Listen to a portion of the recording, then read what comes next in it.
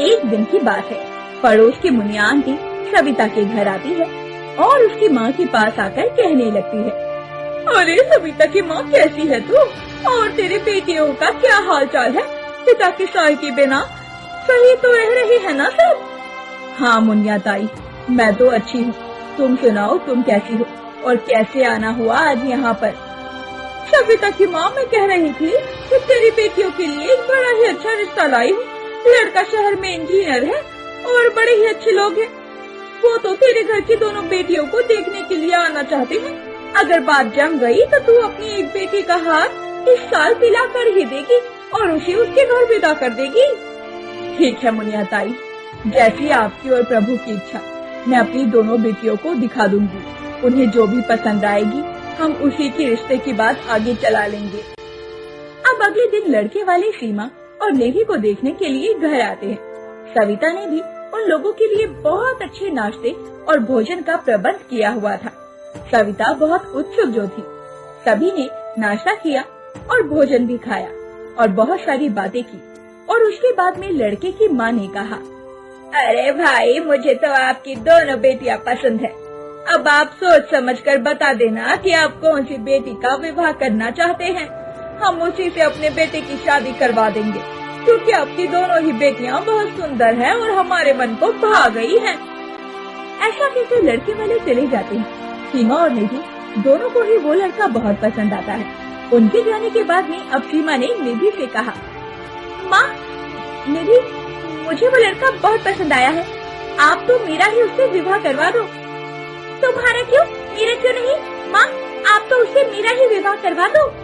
इस तरह दोनों ही बहनें एक लड़के को लेकर आपस में तकरार करने लगती हैं और उनकी तकरार होते देखकर सविता बोल उठी, अरे सीमा दीदी, निधि दीदी, आप दोनों आपस में झगड़ा क्यों कर रही हैं?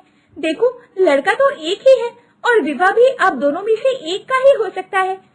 तो माँ, क्यों ना हम सीमा दीदी का विवाह करवा दें उससे?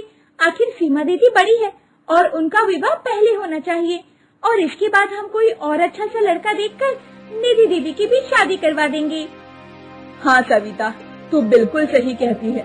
हम ऐसा ही करते हैं। सीमा पहले बड़ी है तो पहले शादी भी सीमा की होनी चाहिए।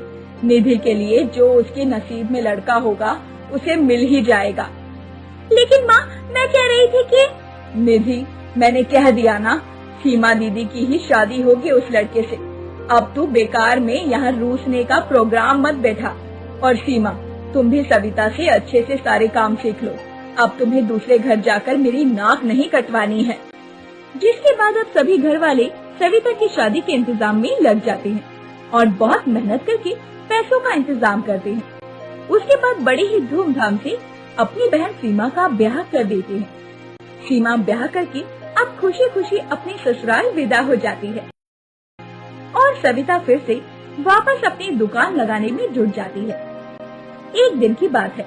निधि अपने कमरे में बैठी हुई थी और वो सीमा की शादी से बहुत जल रही थी और उसे सारा गुस्सा सविता पर आ रहा था, क्योंकि सविता के कहने पर ही उनकी माँ ने ये फैसला किया था। निधि ने गुस्सा होते हुए खुद से कहा, सविता ने मेरे साथ अच्छा नहीं किया। उसने मेरी जगह सीमा दीदी का विवाह करवा दिया। अगर आज वो मेरा विवाह करवा देती तो बड़ी शान और शौकत से आज मेरी विदाई हुई होती। लेकिन कोई बात नहीं, मैं उस सविता से इसका बदला जरूर लूंगी। वो काली कलूटी मेरी बहन जिंदगी भर याद रखेगी कि उसने मेरे साथ कितना गलत किया है और इसका हर जाना तो उसे भुगतना ही पड़ेगा।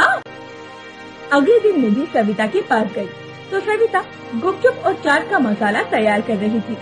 तभी निधि ने भोली सूरत बनाकर सविता से कहा, सविता, तुम क्या कर रही हो? लाओ, मैं भी तुम्हारी मदद करवा लेती हूँ। ऐसा करो, ये मसाला तो मैं बना देती हूँ, तुम कोई और तैयारी कर लो। सारा दिन तुम अकेले इस ठेले पर खड़ी रहती हो, हमें भी तुम्हारी थोड़ी मदद करवा लेने दिया करो। अरे दीदी, आप मेरी मदद करोगी? मुझे तो बहुत खुशी हो रही है। ठीक है, आप ये मसाला तैयार करो, तब तक मैं बाकी के काम अच्छे से देख लेती हूँ, ताकि जब ग्राहकों की भीड़ लगे तो उन्हें किसी भी तरह की कोई परेशानी ना हो और सारे ग्राहक हमारी गुपचुप और चाट आराम से खा पाए। और ऐसा कहकर सविता चली जाती है और निधि चुपचाप से सविता के बनाए हुए मसाले में जमाल गोटा मिला देती है। अब सविता ठेला लेकर चली जाती है और गुपचुप और चाट बेचने लगती है।